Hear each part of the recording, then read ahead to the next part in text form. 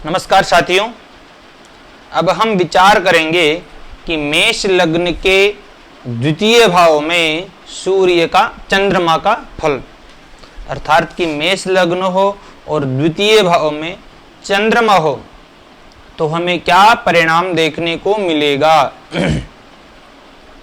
यहाँ पर चंद्रमा अगर पक्ष बल से युक्त है, पक्ष बल से बली है तो केंद्राधिपत्य दोष लगेगा। अगर नहीं है पक्ष बल से बली तो यह शुभ होंगे, इतना सा हमें ध्यान रखना होगा। लेकिन यहाँ पर चंद्रमा उच्च के होंगे। जीवनाथ जी क्या कहते हैं, उनका मत क्या है, यह भी हम विचार करते हैं। जीवनाथ जी कहते हैं, जनुः कोशागारम गतवति शशांके तनुभृताम धनंगी पद्माक्षी रतिरति शुकम धान्य निवहैः भवेत् प्रीति तुच्छा निज परिजने विष्णुवनिता समायाति स्वैरम निखिल भवनान्तः प्रमुदिता। अर्थात कि यहाँ पर जीवनाथ जी क्या कह रहे हैं, जनुः कोशागारम, जब भी चंद्रमा कोशागार अर्थात कि धनभाव हो वहां पर जाते हैं। गतवति शशांके तनुभृताम, धनंगी जातक धनवान होगा। जातक कैसे होगा, धनवान होगा। पद्माक्षी रति रति सुकम, पत्नी कमल के पत्र के समान नेत्रों वाली होगी। पद्माक्षी रति रति सुकम धान्य निवहैः, वैवाहिक जीवन अच्छा होगा, प्रीति पूर्ण होगा, धन धान्य से युक्त रहेगा। धन धान्य से युक्त रहेगा क्योंकि धनभाव में चंद्रमा, यहाँ पर तो और अच्छा है, उच्च के बैठे हुए हैं। फिर कहते हैं भवेत् प्रीति तुच्छा निज पति परिजने विष्णु वनिता, अर्थात कि इनका जो धन परिवार में जो परिवार के अंदर जो अनबन है वो बनी रहेगी। स्वल्प प्रेम रहेगा परिवार के व्यक्तियों से, इनका ज्यादा अपने कुटुंब से प्रेम नहीं रहेगा। लेकिन समायाति स्वैरम निखिल भवनान्तः प्रमुदिता, लक्ष्मी स्वयं अपने इनके घर में आकर के बैठेगी, इनके परिवार में आकर के बैठेगी, ऐसा फल बताया गया है। जीवनाथ जी ने ऐसा फल चंद्रमा का द्वितीय भाव में उच्चस्थ होने पर बताया है। लेकिन यहाँ पर चंद्रमा क्या है, उच्च के बैठे हुए हैं। यह कहाँ के स्वामी बनते हैं, चतुर्थ भाव के। चतुर्थ भाव क्या क्या फल देता, मकान, वाहन, भूमि, सुख, नौकर चाकर इत्यादि। तो इस सुख में कभी भी कमी नहीं आने देंगे चंद्रमा, अर्थात कि यह सुख जातक को हमेशा मिलता रहेगा। लेकिन धनवान होने के साथ में कभी कभी कहते हैं कि ये आदमी कभी ना कभी जीवन में भारी कठिनाई को सामना करता है, कि कठिनाई इसके जीवन का पीछा नहीं छोड़ती। ऐसा भी कहीं कहीं पर अनुभव में आया है। जब हम चमत्कार, चिंतामणि इत्यादि ग्रंथों पर पढ़ते हैं या फिर उत्तर कालामृत को पढ़ते हैं तो उनमें कहीं ना कहीं ऐसा फल बताया गया द्वितीय भावस्थ चंद्रमा का, यानी कि और यहाँ पे भृगु सूत्रकारों ने ऐसा कहा, 18 वर्षे राजद्वारे सेनाधिपत्य योग, अर्थात कि 18वें वर्ष में राजद्वार के अंदर सेना में जाने के योग भी बना देते हैं।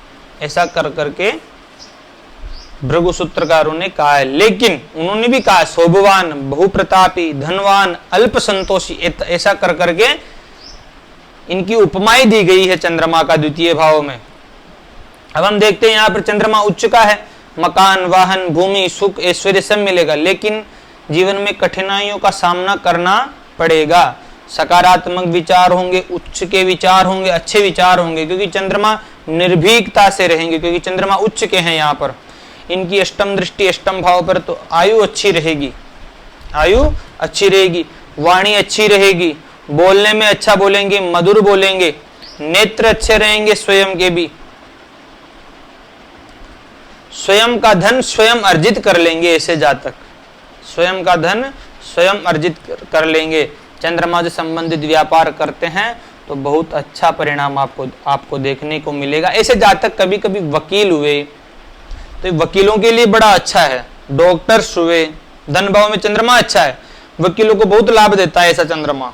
और यहाँ पर जो डाकू होते हैं, यानी कि जो डाका डालते थे प्राचीन समय में, उनके लिए भी चोर उच्चकों के लिए भी ऐसे योग अच्छे हैं, चंद्रमा का उच्च का बैठे रहना, क्योंकि कहीं पर शास्त्र कारक होता है चंद्रमा इनका, चंद्रमा के कारक है। चंद्रमा इन चोर उच्चकों का रात्रि का कारक है, रात्रि में बलवान होता है, इसलिए कहा गया है कि चंद्रमा अगर उच्च का है तो उनके लिए सही है। डॉक्टर्स जो इलाज करते हैं उनके लिए भी ये धन मान और कीर्ति को प्रदान करता है नियमित रूप से। तो ऐसे योग चंद्रमा अगर उच्च के रहते हैं तो वकीलों को, डॉक्टरों को, डाकुओं को अच्छा धनवान बना देते हैं, अच्छा यश कीर्ति दे देते हैं, यानी डाकू भी प्रसिद्ध हो जाता है अगर ऐसा चंद्रमा उनकी कुंडली में हो तो। अब आगे विचार करते हैं, अगर चंद्रमा के साथ में सूर्य हो, सूर्य पंचमे सर्वे त्रिकोण नेतारो ग्रह सुफल प्रदाह, त्रिकोण के स्वामी है सूर्य, तो ये क्या है, शुभ फल प्रद है। महर्षि पाराशर जी कहते सर्वे त्रिकोण नेतारो ग्रह शुभ फल प्रदाह, और यहाँ पर चंद्रमा को केंद्राधिपत्य दोष नहीं लगेगा क्योंकि सूर्य के साथ में है। अगर अस्त भी हो जाए तब भी राजयोग कारक रहेगा, साथ में रहेंगे, क्यों, क्योंकि केंद्र त्रिकोण का संबंध, केंद्र त्रिकोण पतय संबंधेन परस्परम इतरैहि अप्रसक्ता से विशेष फलदायेगा। फिर आगे कहते हैं केंद्र त्रिकोण नेतारो दोष युक्ता बपि स्वयं संबंध मात्र बलिनो भवेताम योग कारको। अगर ऐसा चंद्रमा अस्त हो जाता है, नीच के हो जाते हैं, फिर भी अगर इस संबंध बना रहे हैं तो राजयोग कारक युति रहेगी है।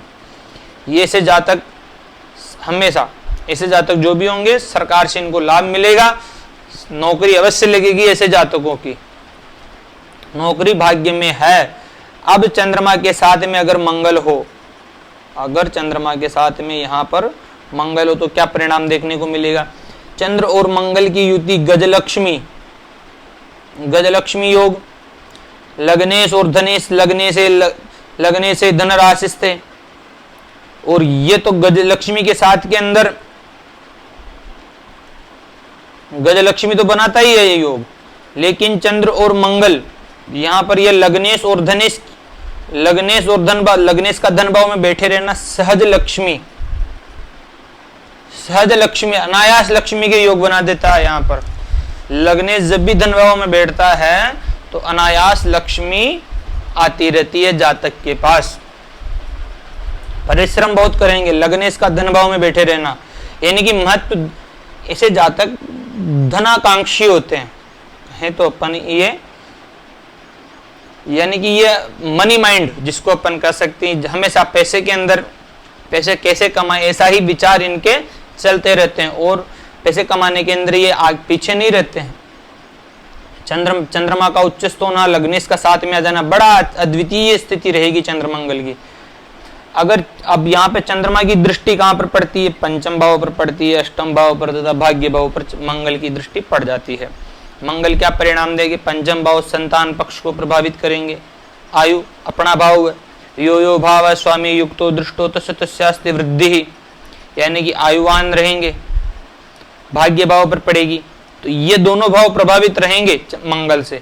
अगर यहाँ के स्वामी सूर्य, यहाँ के स्वामी गुरु, यहाँ के कारक भी गुरु, यहाँ के कारक सूर्य और गुरु, अगर इन कारक और भावेशों का अगर इन भावों से संबंध है, वापस संबंध दृष्टि संबंध, या फिर इनके ऊपर यहीं पर है, या फिर 6, 8, 12 में ना हो, नीच के ना हो, तब तो इन भावों के संबंधित कोई परेशानी ना रहेगी। वरना मंगल की दृष्टि थोड़ी विच्छेद कराती है, संतान पक्ष को कमजोर कर सकती है, भाग्य के अंदर किंचित परेशानियां उत्पन्न कर सकती है। आयु के लिए तो सही रहेगी क्योंकि अपने भाव को देखेगा मंगल। अब यहां पर अगर मंगल ना हो, चंद्र और बुध हो,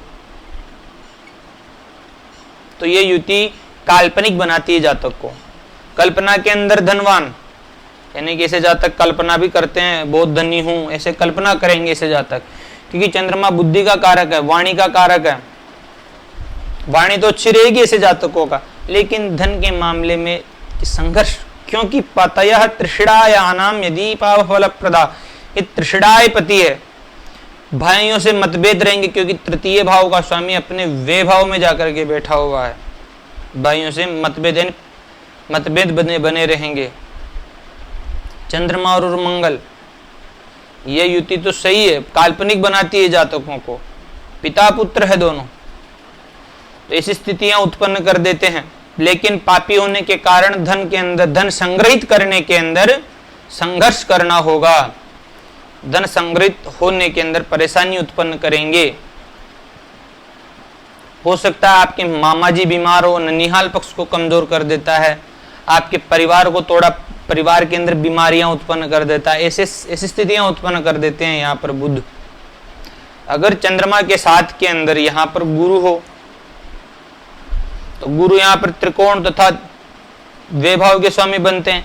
यहाँ के लिए महर्षि पाराशर जी कहते हैं लग्नाद वेदुति ये सौ परेशान साहचर्यत स्थानांतरानुगुण्य भवतः फलदायको। यहाँ का ज्यादा प्रतिनिधित्व करेंगे गुरु, तो यहाँ का प्रतिनिधित्व करेंगे तो सर्वे त्रिकोण नेता रोग्रा सुफल प्रदा, सुफल प्रद हो जाएंगे। भाग्य इसका धन भाव में बैठे रहना बहुत धनवान बनाता है जातक को, बहुत ही धनवान बनाता। तथा चतुर्थ इसके साथ में केंद्र और त्रिकोण, त्रिकोण और केंद्र का, केंद्र त्रिकोण पतया संबंधेन परस्परम इतरे ही अप्रसक्ता सिद्ध विशेष फलदायक। ये विशेष फलदायक हो जाते हैं, यह विशेष फलदायक हो जाते हैं क्योंकि यह सुखेश है, यह सुखेश है अर्थात की चतुर्थेश मात्रेश, इनके अलग अलग नाम। तो सुखेश और भाग्येश का अगर कहीं पर भी संबंध हो जाता है तो यह राजयोग है। राजयोग के साथ में यहाँ पर एक गजकेसरी नामक योग भी बनता है। केंद्र स्थिते देव गुरु मृगंगात योगस्तदाहुर गजकेसरी, यानी चंद्रमा से गुरु केंद्र में हो तब गजकेसरी नामक योग का सृजन होता है। चंद्र लग्न को लेंगे तो चंद्र और गुरु साथ में आ जाएंगे, इस कारण गजकेसरी योग का सृजन होगा। ऐसा जातक बड़ा धनशाली, बड़े वाहन इत्यादियों से युक्त रहता है, राजनीतिक होता है, बड़ा धनवान होता है, दान पुण्य करने में कोई कमी नहीं रखता। इनकी गुरु की दृष्टि षष्ठ भाव पर, अष्टम भाव पर तथा दशम भाव पर, दशम भाव पर नवम दृष्टि पड़ेगी। तो यहाँ का क्या है, राज्य है, ये कर्म है, ये पद, प्रतिष्ठा, यश, कीर्ति, सब राजवैभव, राज्य के सम ऐसा फल प्रदान करेगा। यहाँ पर गुरु स्थित होकर के सभी प्रकार से दशम भाव को पुष्ट करेगा। अष्टम भाव पर दृष्टि रहेगी, दीर्घायु बनाती है क्योंकि गुरु की दृष्टि अमृत डालती है, तो यह दीर्घायु होंगे। दीर्घायु होने के साथ में किंचित मानसिक परेशानियां भी उत्पन्न करेंगे, यह भी अपन को ध्यान रखना होगा। एक दृष्टि इनकी षष्ठ भाव पर रहेगी तो आपको ऋण रोग शत्रुओं पर, ऋण रोग शत्रुओं से हमेशा बचे रहना है, जितना हो सके ऋण रोग शत्रुओं से बचे रहे, स्वास्थ्य का ध्यान रखे क्योंकि षष्ठ भाव पर गुरु की दृष्टि है। यह भाव भी अच्छा नहीं है, इसलिए इस भाव पर दृष्टि पड़ेगी तो इस भाव के फलों पर वृद्धि करेगी, और वृद्धि करेगी तो ये कतई अच्छा नहीं है वृद्धि। तो आगे देखें, गुरु अगर गुरु ना हो करके यहाँ पर चंद्रमा के साथ में शुक्र हो, यह भी गजकेसरी योग के समान ही है। अब गुरु यहाँ पर, शुक्र यहाँ पर स्वग्रही है, सप्तमेश भी है, सप्तमेश का यानी कि स्वग्रही होकर के शुक्र चंद्रमा के साथ में पत्नी सुंदर मिलेगी क्योंकि शुक्र पत्नी का कारक भी होता है, सप्तम भाव का स्वामी चंद्रमा सौंदर्य का प्रतीक होता है, तो यह अच्छी युति है, पत्नी सुंदर मिलेगी। बलवान है चतुर्थेश, चतुर्थेश और सप्तमेश और चतुर्थेश और धनेश की युति, यानी कि ऐसी युति तो मकान वाहन भूमि सुख इत्यादि सब कुछ जातक को मिलेगा, माता का सुख मिलेगा। ऐसे जातक लग्जरी लाइफ जीते हैं, यानी कि इनका मन हमेशा ही वैभव की तरह आकर्षित होता है क्योंकि चंद्रमा मन का कारक और शुक्र के साथ में रहेंगे तो शुक्र लग्जरी लाइफ है, शुक्र वैभव है, भोग इत्यादि विलास है। तो ऐसे जातकों का मन हमेशा ही इन्हीं चीजों में लगा रहेगा कि कैसे मैं लग्जरी लाइफ जीऊं। तो ऐसी स्थिति यहाँ पर चंद्रमा और शुक्र करेंगे, लेकिन यहाँ पर शुक्र अपने भाव से अष्टम भाव में है, तो हो सकता है यहाँ पर किसी एक ग्रह, क्योंकि भावेश तो सही है, भाव कारक और भाव पर किन्हीं पाप ग्रहों की दृष्टि नहीं होनी चाहिए, तब यह युति बड़ा अच्छा फल देती है वैवाहिक जीवन में भी। अगर चंद्रमा के साथ में यहाँ पर शनि हो तब क्या परिणाम हमें देखने को मिलेगा। सर्वप्रथम शनि और चंद्रमा के अगर अंश समानांतर है तो पुनर्फू योग, पुनर्फू योग, यह योग क्या, जिसको हम विष योग भी कहते हैं। वैवाहिक जीवन के अंदर बड़ा संतोष करना पड़ता है, सगाई होने पर भी छूट जाती है, विवाह की बात नहीं बन पाती है, कोई भी कार्य वो 2 बार 3 बार के अंदर फलीभूत होते हैं, एक बार में इनको पूरा सुख नहीं मिल पाता है। लेकिन हाँ, चतुर्थेश और दशमेश की युति ठीक है, लेकिन यहाँ पर शनि पतयः त्रिषडायानाम विदिफा फलप्रदा, 3, 6, 11 के स्वामी पाफल प्रद है, 11 भाव के स्वामी है, 11 भाव के लाभ भाव के स्वामी है, इसलिए पापी हो जाते हैं। प्रबला सोत्तरोत्तरम, और इसमें भी उत्तरोत्तर क्रम में बलि शनि है, लाभ भाव है, लाभ भाव के स्वामी शनि बैठते हैं चंद्रमा के साथ में, चंद्रमा उच्च के हैं, लेकिन फिर भी मानसिक डिप्रेशन की स्थिति उत्पन्न ही कर देंगे। यहाँ पर चंद्रमा उच्च के हैं लेकिन फिर भी मन के अंदर मलिनता ला देंगे, ये मन के अंदर मलिनता ला देंगे। चंद्रमा की एक दृष्टि चतुर्थ भाव पर पड़ेगी, अष्टम भाव पर तथा लाभ भाव पर पड़ेगी, सभी दिशाओं से लाभ मिलेगा। जिस भी कार्य में जाओगे आप, वहां पर आपको लाभ, मित्रों से लाभ, कारोबार में लाभ, व्यापार में लाभ, शिक्षा में लाभ, जिस क्षेत्र में आप जाना चाहते हो उस क्षेत्र से आपको लाभ मिलेगा। एक साथ अनेक स्रोतों से लाभ मिल सकता है। अष्टम भाव पर शनि की दृष्टि रहेगी तो अष्टम भाव पर शनि की दृष्टि आयु कारक होती है, मानसिक परेशानियों को नष्ट करती है। और यहाँ पर चतुर्थ भाव माता का कारक है, तो माता के स्वास्थ्य के अंदर परेशानी, मातृ कष्ट कह सकते हैं। यहाँ पर चंद्रमा भी उच्च के हैं तो बचा तो लेंगे, कोई दिक्कत नहीं है, लेकिन किन्हीं एक और ग्रह से अगर यहाँ पर ये दृष्टि पड़ती है, पाप दृष्टि, तो स्वास्थ्य में किंचित परेशानियां उत्पन्न कर देंगे। यहाँ पर शनि, जैसे मंगल यहाँ पर बैठ जाए, शनि यहाँ पर बैठ जाए, तब परेशानी उत्पन्न हो जाए। मंगल यहाँ बैठे चाहे यहाँ पर बैठे तो इस स्थिति उत्पन्न कर सकते हैं, क्योंकि ऐसी स्थिति में मंगल की दृष्टि यहाँ पर पड़ेगी। मंगल यहाँ पर भी आ जाए तो भी, क्योंकि नीच के हो जाएंगे, तो ऐसी स्थितियां उत्पन्न कर देंगे। यहाँ पर मात्र कष्ट प्रदान करेंगे शनि। यहाँ पर मात्र कष्ट के साथ में मकान, वाहन, भूमि इत्यादि खरीदने के अंदर भी आपको बड़ी दिक्कत का सामना करना पड़ सकता है। अगर चंद्रमा के साथ में राहु हो तब क्या परिणाम में देखने को मिलेगा। चंद्रमा ये भाव वाणी का भाव भी है, कुटुंब का भाव भी है, धन का भाव भी है, तो इन चीजों के अंदर व्यवधान उत्पन्न करेंगे, परिवार में अनबन करवा देंगे। आपकी वाणी पर कंट्रोल नहीं रहेगा, आपके धन की बरकत नहीं होगी, यानी कि धन तो होगा लेकिन वो धन कहाँ पर खर्च करना है, कैसे क्या करना है, मैनेजमेंट नहीं हो पाएगा धन का।